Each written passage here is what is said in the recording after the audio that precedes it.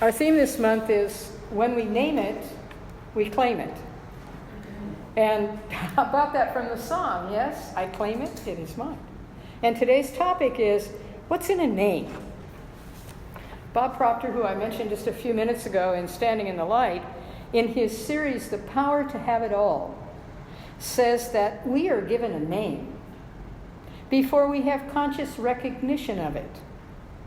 And we often store all that goes with that into our subconscious before we're in control of that process. So it works in us and on us without our realization. Unless any one of you named yourself at birth. You came in and were given a name. And generally that was 2, maybe even 3 names, because there was a first name, a middle name, and a last name.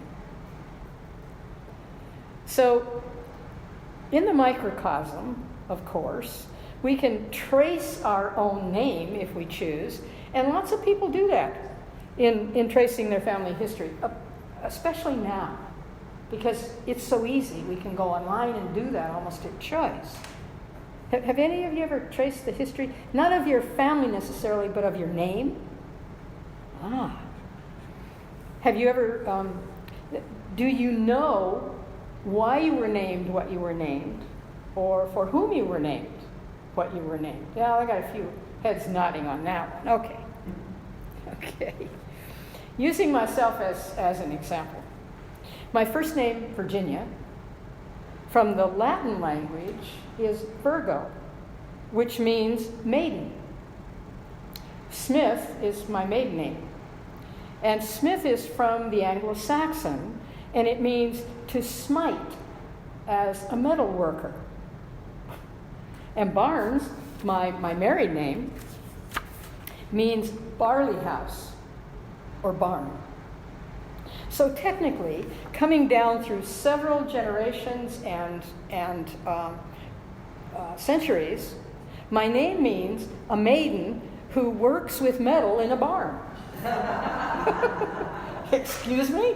I don't think any of that was what my parents had in mind when they named me. Or maybe they did, because they always called me Ginny. As a child, I much preferred Ginny to Virginia. And as a teenager, I took the nickname Buzzy, while I was a camp counselor at a girls' camp.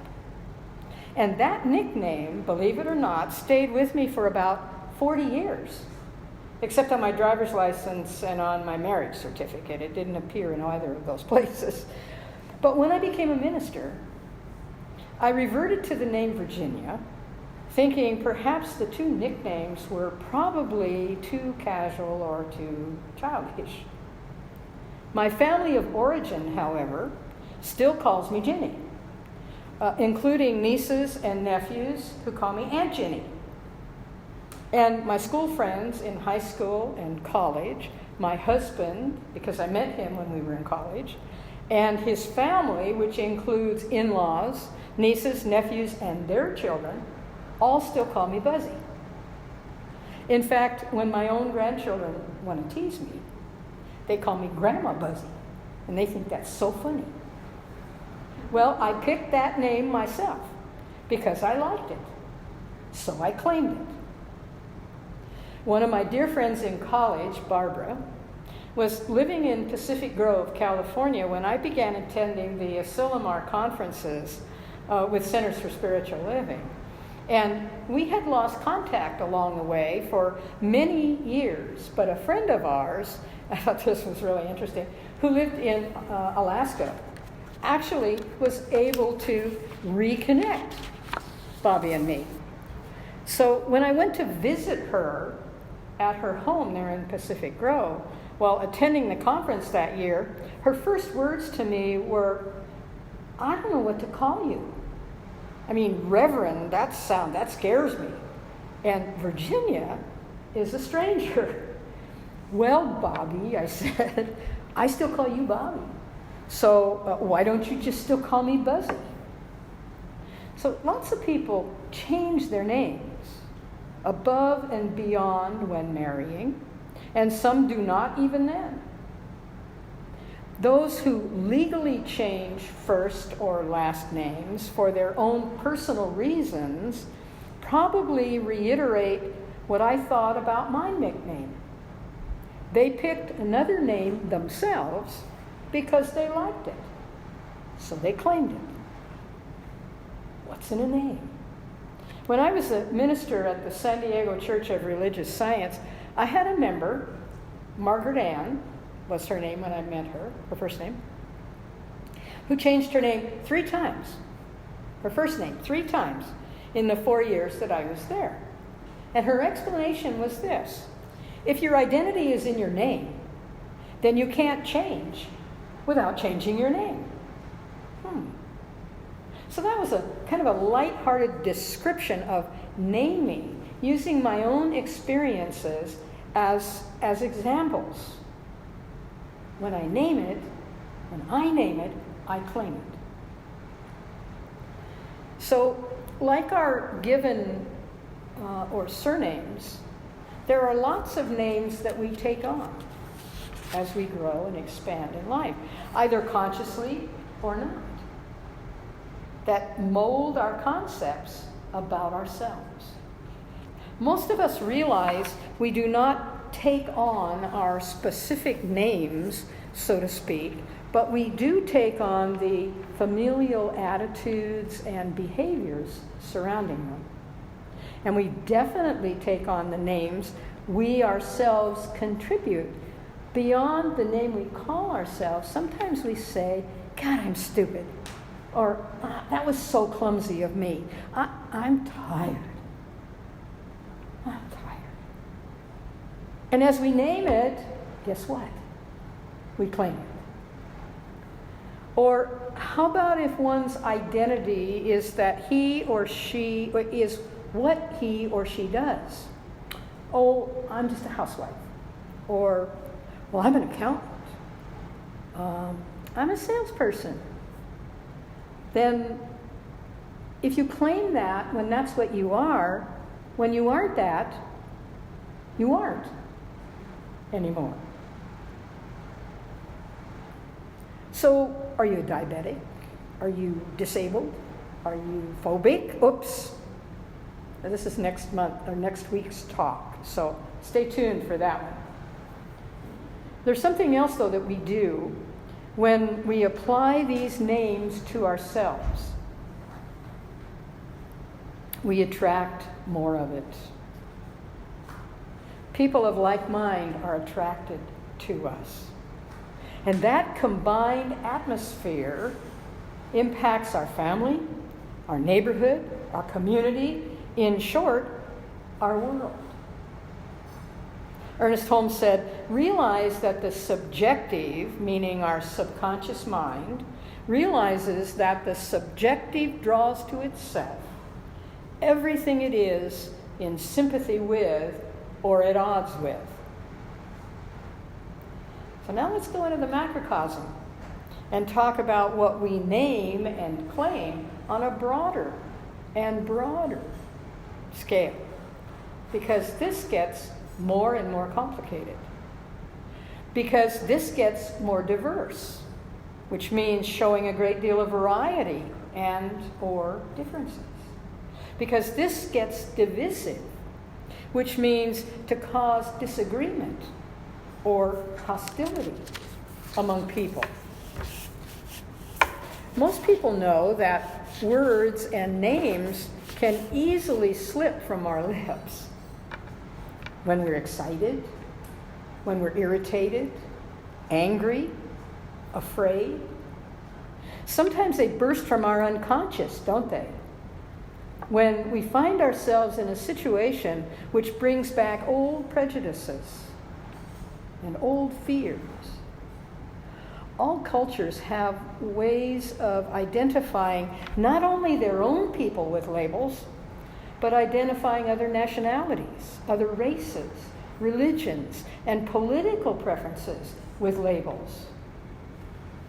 I could get very specific here, but I choose not to do that because I'm still working on releasing some of those old labels that were not only prevalent when I was growing up, but they were accepted then.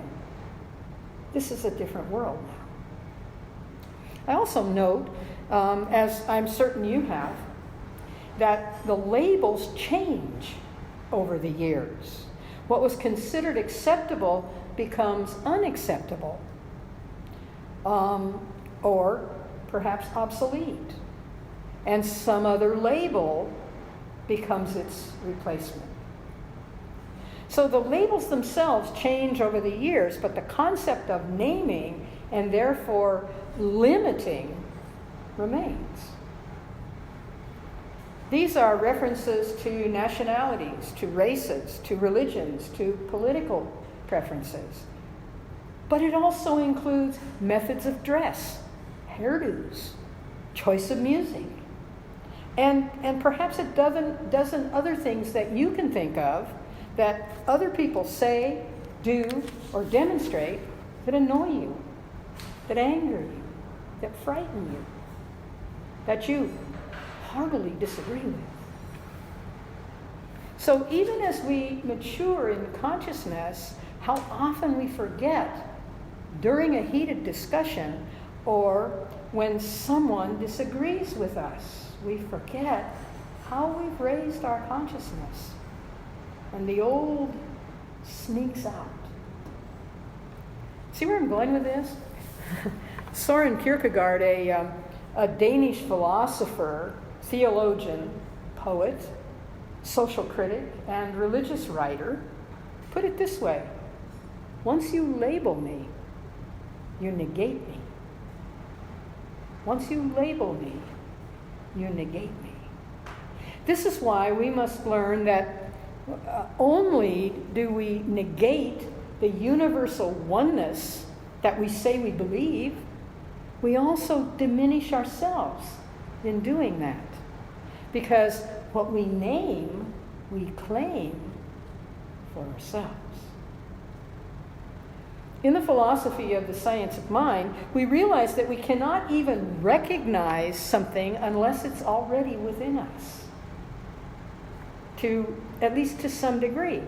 Maybe not at the conscious level until we think it, write it, or say it.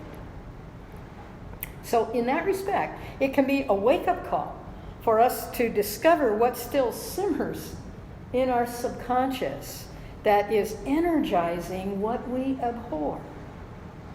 And that we are energizing it, not who and what we have now chosen to be. And it's not just about clearing old limited thinking and the words or attitudes that have been impressed upon us by collective consciousness. It's also about developing and supporting our own mental, emotional, spiritual, and physical health. The metaphysical teaching of the science of mind is all about the fact that each one of us is a complete unit of all four of those parts: mental, emotional, spiritual, and physical. So what affects one of those parts affects them all.